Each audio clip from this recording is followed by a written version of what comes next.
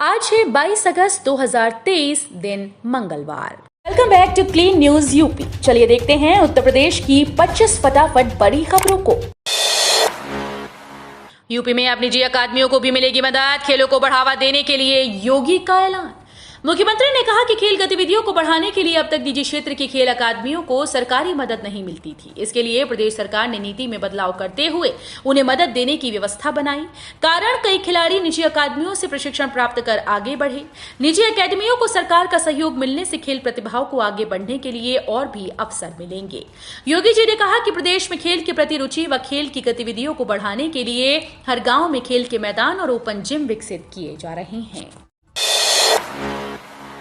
Expressway के पास विकसित होगा औद्योगिक पार्क। टोल प्लाजा के पास चिन्हित की गई 300 हेक्टेयर भूमि। एक्सप्रेसवे में मवई बुजुर्ग टोल प्लाजा के निकट यूपीडा विकास प्राधिकरण की तर्ज पर औद्योगिक गलियारा विकसित कर रहा है। इसके लिए जमालपुर गांव में 300 हेक्टेयर जमीन चिन्हित की गई। पिछले दिनों यूपीडा के सीईओ इस जमीन को देखने आए थे। अधिकारियों के मुताबिक मुख्यमंत्री जल्द ही यहां औद्योगिक गलियारा का शिलान्यास करने आ सकते हैं। स्टाफ नर्स भर्ती के लिए आवेदन शुरू। महिला के 2069 और पुरुष के 171 पदों पर यूपीपीएससी करेगा भर्ती। स्टाफ नर्स परीक्षा 2023 के लिए ऑनलाइन आवेदन की प्रक्रिया 21 अगस्त से शुरू हो गई। उत्तर प्रदेश लोक सेवा आयोग की वेबसाइट पर सोमवार को भर्ती का विस्तृत विज्ञापन जारी कर दिया गया। चिकित्सा शिक्षा और प्रशिक्षण विभाग के तहत स्टाफ नर्स के 171 पदों और स्टाफ नर्स के 2069 पदों पर भर्ती के लिए ऑनलाइन आवेदन करने की अंतिम तिथि और ऑनलाइन माध्यम से परीक्षा शुल्क बैंक में जमा करने की अंतिम तिथि 21 सितंबर 2023 निर्धारित की गई है। सितंबर तक दौड़ने लगेगी लखनऊ से शाहगढ़ तक इलेक्ट्रिक ट्रेन। विद्युतीकरण कार्य तेज। लखीमपुर खीरी के मैलानी से शाहगढ़ के बीच रेल विद्युतीकरण के लिए वन विभाग से एनओसी मिलने के बाद जंगल के अंदर बाकी हिस्से में विद्युतीकरण कार्य की रफ्तार तेज हो गई। सितंबर माह के पहले सप्ताह में प्रमुख मुख्य विद्युत इंजीनियर गोरखपुर विद्युतीकरण कार्य का निरीक्षण कर सकते हैं। उनकी क्लीन चिट मिलने के बाद सितंबर के मध्य तक शाहगढ़ तक इलेक्ट्रिक ट्रेन संचालन शुरू होने की उम्मीद है। सूक्ष्म उद्यमियों को 5 लाख रुपए का सुरक्षा कवच देने वाला पहला राज्य बना यूपी। योजना का शुभारंभ। उत्तर प्रदेश जीएसटी पंजीकरण के दायरे में बाहर सूक्ष्म उद्यमियों को 5 लाख रुपए का सुरक्षा कवच देने वाला देश का पहला राज्य बन गया। विश्व उद्यमिता दिवस पर मुख्यमंत्री योगी आदित्यनाथ ने मुख्यमंत्री सूक्ष्म उद्यमी दुर्घटना योजना का शुभारंभ किया। इस योजना से प्रदेश के करीब 90 लाख छोटे उद्यमियों को सीधा फायदा होगा। इस अवसर पर एमएसएमई मंत्री राकेश सचान ने 3 जिलों में प्लेस पार्क स्थापित करने वाले लाभान्वितों को करीब 12 करोड़ रुपए की चेक देकर सम्मानित किया। अगले साल से शुल्क भरपाई को बायोमेट्रिक हाजिरी अनिवार्य। छात्रवृत्ति की नई नियमावली तैयार, जल्द होगी जारी। प्रदेश में अगले साल से छात्रवृत्ति और शुल्क भरपाई के लिए न्यूनतम 75% बायोमेट्रिक हाजिरी अनिवार्य होगी। यह नियम इंटरमीडिएट से ऊपर के सभी शिक्षण संस्थानों पर लागू होगा। साथ ही एक कोर्स बीच में छोड़कर सरकारी प्रवेश प्रक्रिया के जरिए दूसरे कोर्स में एडमिशन लेने पर छात्रवृत्ति और शुल्क भरपाई की सुविधा बंद नहीं होगी। लखनऊ, गोरखपुर, मुरादाबाद समेत 5 शहरों को लेकर बन रहा प्लान। सीएम ने दिए काम शुरू कराने के निर्देश। यूपी सरकार पहले चरण में 5 शहरों लखनऊ, गोरखपुर, मुरादाबाद, प्रयागराज और आगरा में अंतर्राष्ट्रीय स्तर का कन्वेंशन सेंटर बनाने जा रही है। मुख्यमंत्री के निर्देश पर आवास विभाग ने इस दिशा में काम शुरू कर दिया। इसका मॉडल तैयार कराया जा रहा है। इसका मॉडल आगामी 20 साल की जरूरतों को ध्यान में रखकर तैयार किया जा रहा है। मौजूदा परिस्थितियों और जरूरतों को ध्यान में रखकर इन शहरों का चयन किया गया है। प्रतियोगी परीक्षाओं की तैयारी कर रहे युवाओं के लिए अच्छी खबर। इन विषयों की मिलेगी मुफ्त कोचिंग। समाज कल्याण विभाग द्वारा आर्थिक रूप से कमजोर वर्ग के प्रतिभाशाली छात्र छात्राओं को मुफ्त कोचिंग की सुविधा मुख्यमंत्री अभ्युदय योजना के तहत दी जा रही है। इसके अंतर्गत प्रत्येक जिले में सिविल सेवा, जेईई, नीट, एनडीए, सीडीएस आदि की निःशुल्क कोचिंग और विषय विशेषज्ञों से मार्गदर्शन की सुविधा दी जा रही है। अधिक से अधिक अभ्यर्थियों को गुणवत्तापरक कोचिंग की सुविधा उपलब्ध कराने के लिए नए केंद्र बनाए जा रहे हैं। आने वाले समय में यूपी के हर जिले में ऐसा केंद्र होगा जहां महत्वपूर्ण प्रतियोगी परीक्षाओं की तैयारी निःशुल्क कराई जाएगी। मुख्यमंत्री सामूहिक विवाह योजना में ऑनलाइन होंगे आवेदन। मुख्यमंत्री सामूहिक विवाह योजना के तहत लाभार्थी अपनी पुत्री के विवाह के लिए ऑनलाइन आवेदन कर सकते हैं। नजदीकी सेवा केंद्र में या सीएससी केंद्र अथवा स्वयं विभागीय वेबसाइट पर आवेदन कीजिए। जिला समाज कल्याण अधिकारी सरिता सिंह ने बताया कि पूर्व में लाभार्थी आवेदन पत्र भरकर संबंधित विकासखंड अथवा नगर निकाय में जमा कराते थे। वर्तमान में ये व्यवस्था समाप्त कर दी गई है। यूपी को मिलेंगे 26 आईपीएस। लंबे इंतजार के बाद उत्तर प्रदेश प्रांतीय पुलिस सेवा के 1993-94 बैच के 26 अधिकारियों के भारतीय पुलिस सेवा का अफसर बनने का रास्ता साफ हो गया। लखनऊ के लोक भवन में सोमवार को हुई डीपीसी में इनके नामों पर मुहर लगी, जिसमें मुख्य सचिव दुर्गा शंकर मिश्र, पुलिस महानिदेशक विजय कुमार और केंद्रीय गृह मंत्रालय से आए अफसर शामिल हुए। वहीं प्रांतीय सिविल सेवा के 22 पीसीएस अधिकारी आज प्रमोशन पाकर आईएएस बनने जा रहे हैं।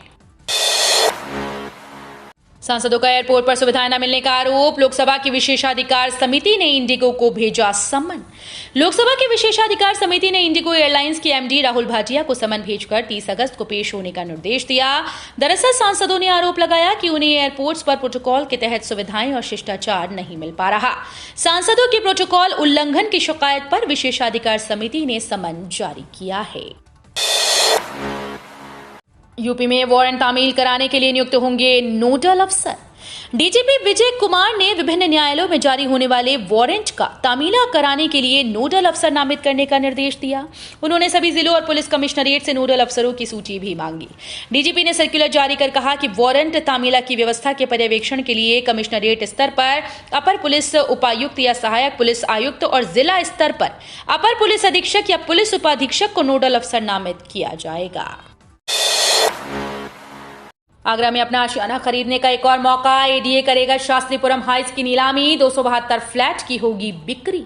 प्रथम आवत प्रथम पावत पर बिकेंगे शास्त्रीपुरम हाइट्स के फ्लैट। 200 करोड़ रुपए की लागत से बनाए गए थे 556 फ्लैट। ई नीलामी में एडीए द्वारा 18 फ्लैट ही बेचे जा सके। अब फिर से इनकी नीलामी शुरू की जाएगी। एडीए उपाध्यक्ष ने बताया कि अभी करीब 272 फ्लैट्स खाली हैं, जिनकी बिक्री के लिए प्रक्रिया शुरू की जा रही है। दूर होगा बिजली संकट। पूर्वांचल के सोनभद्र, चंदौली और मिर्जापुर जिले पनबिजली का गढ़ बनेंगे। यहां 3250 मेगावाट की 3 परियोजनाओं को अवस्थापना एवं औद्योगिक विकास आयुक्त मनोज कुमार सिंह ने सैद्धांतिक सहमति दी है।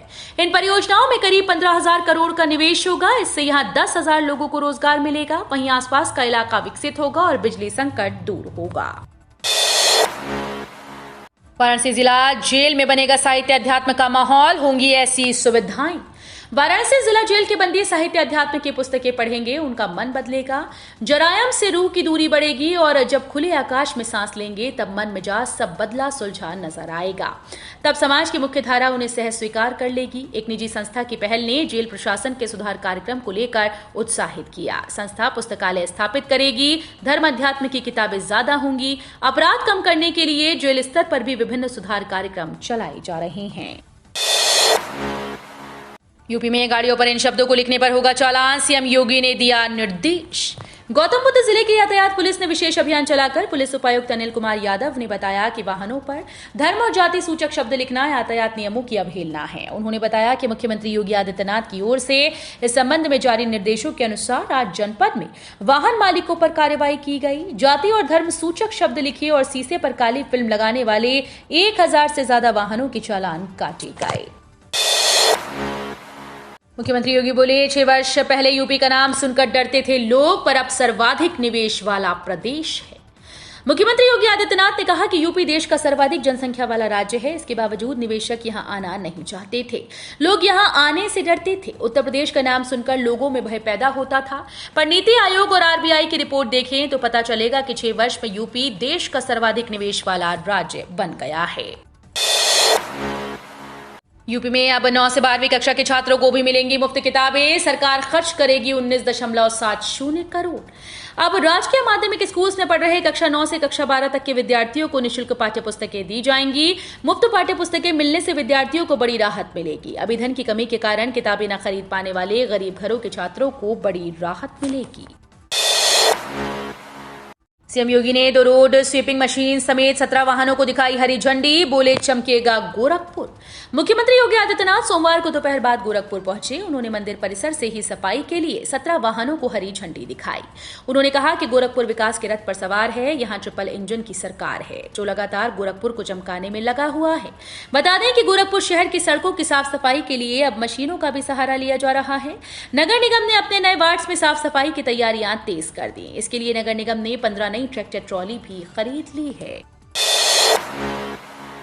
अखिलेश यादव भी पीटे जाएंगे। स्वामी प्रसाद मौर्य पर जूता फेंकने की घटना पर महंत राजू दास के बिगड़े बोल। समाजवादी पार्टी के एमएलसी स्वामी प्रसाद मौर्य पर जूता फेंके जाने की घटना पर महंत राजू दास की तीखी प्रतिक्रिया सामने आई। महंत राजू दास ने मौर्य को जूता मारने की घटना पर खुशी जताई और युवक को ऐसा करने के लिए धन्यवाद दिया। उन्होंने विवादित बयान देते हुए कहा कि सपा के नेता रोज रोज सनातन धर्म को गाली देने का काम करते हैं। अभी तो स्वामी प्रसाद पर ही जूता चला है, आने वाले दिनों में अखिलेश यादव भी पीटे जाएंगे। अब तो स्याही फेंकने वाले ने ही बता दिया, अखिलेश यादव ने साधा दारा सिंह चौहान पर निशाना। घोसी उपचुनाव में बीजेपी प्रत्याशी दारा सिंह चौहान पर स्याही फेंकने वाले आरोपी मोनू यादव उर्फ डायमंड ने आज पुलिस के सामने सरेंडर कर दिया। इस दौरान उसने दावा किया कि बीजेपी नेता के कहने पर ही उसने दारा सिंह पर स्याही फेंकी थी, जिसे लेकर अब समाजवादी पार्टी के अध्यक्ष अखिलेश यादव ने बीजेपी पर पलटवार किया है। सपा अध्यक्ष ने कहा कि अब तो स्याही फेंकने वाले ने ही बता दिया कि ये काम भाजपाइयों ने ही कराया है। 35 दिन भिंड इटावा से जाएगी बरौनी एक्सप्रेस, कई ट्रेन के बदलेंगे रूट। वीरांगना रानी लक्ष्मीबाई झांसी स्टेशन के प्लेटफॉर्म क्रमांक 4 पर वॉशेबल एप्रन के निर्माण कार्य के चलते ग्वालियर आने वाली कई ट्रेन का मार्ग परिवर्तन किया है। इन ट्रेन को अब गुना इटावा ट्रैक से दौड़ा जाएगा। इस दौरान ट्रेन क्रमांक 11123 ग्वालियर बरौनी एक्सप्रेस 21 अगस्त से 24 सितंबर तक 35 दिन ग्वालियर झांसी कानपुर के स्थान पर भिंड इटावा के रास्ते कानपुर होकर जाएगी। ज्ञानवापी परिसर में 18वें दिन का सर्वे पूरा, जल्द आ सकती है आईआईटी कानपुर की टीम। वाराणसी में ज्ञानवापी सर्वे का कल 18वां दिन था। भारतीय पुरातत्व विभाग की टीम सोमवार को करीब 11 बजे परिसर पहुंची और सर्वे का काम शुरू किया। कल सोमवार और नागपंचमी दोनों ही थे, तो भीड़ की वजह से सर्वे का काम देर से शुरू हुआ। अगले सप्ताह तक आईआईटी कानपुर के विशेषज्ञों की टीम भी आ सकती है। आईआईटी की टीम ही जीपीआर तकनीक से सर्वे को आगे बढ़ाएगी। अगले 4 माह काशी में रहेगी विदेशी पर्यटकों की बहार। यूरोप, रूस, यूके से बुकिंग आनी शुरू। सितंबर से दिसंबर तक विदेशी पर्यटकों से शिवनगरी गुलजार रहेगी। यूरोप, रूस, यूके, अमेरिका, कनाडा से पर्यटकों के समूह की बुकिंग आनी शुरू हो गई। पर्यटकों की आगामी गतिविधि को देखते हुए टूर एंड ट्रैवल संचालकों का कारोबार रफ्तार पकड़ने के आसार हैं। इलाहाबाद यूनिवर्सिटी के इस कॉलेज में 18 साल बाद निकली शिक्षकों की भर्ती। इलाहाबाद विश्वविद्यालय से जुड़े इलाहाबाद डिग्री कॉलेज में 18 साल के बाद शिक्षकों की नियुक्ति हो रही है। 24 विषयों के असिस्टेंट प्रोफेसर के 132 पदों पर भर्ती होगी। इसके लिए रविवार को कॉलेज प्रशासन ने शिक्षक भर्ती के लिए इंटरव्यू का कार्यक्रम जारी कर दिया। 23 और 24 अगस्त से भौतिक विज्ञान विभाग में शिक्षक भर्ती के लिए इंटरव्यू आयोजित किया जा रहा है। तो ये थी आज की 25 फटाफट बड़ी खबरें। अगर आपको न्यूज पसंद आई हो तो वीडियो को लाइक और शेयर जरूर करें। धन्यवाद।